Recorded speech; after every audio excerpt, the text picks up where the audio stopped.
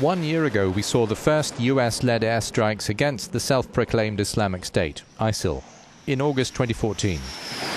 They targeted jihadist positions in Iraq that most directly threatened American personnel and related interests. France is one of the 13 countries participating in these strikes within the framework of an Arab Western coalition of 20 countries. The French military Opération Chammal is active in Iraq.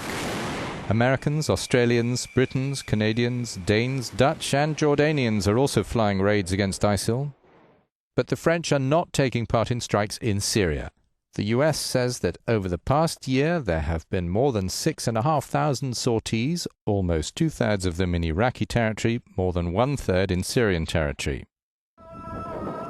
And yet the limited effectiveness of the Arab Western Coalition air power was demonstrated in May this year, when ISIL seized the Iraqi city of Ramadi, and then the historic Roman oasis of Palmyra in Syria. France has resolutely abstained from intervening militarily in Syria since the civil war began there, feeling that to do so would work in President Assad's favor, and the French want him gone.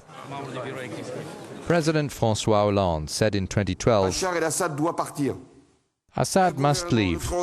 There has to be a transitional government. That's in everyone's interest.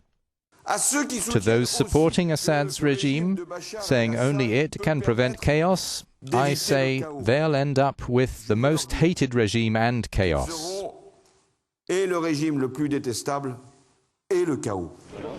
It was as if Hollande had forecast Syria's future. Yet, on its own soil as well, France had security grounds for fighting to defeat ISIL.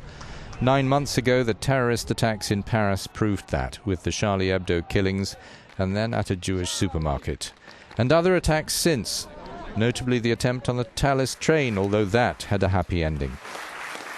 The French Republic considers that ISIL is behind most of the terrorist activity taking place in France and elsewhere in Europe.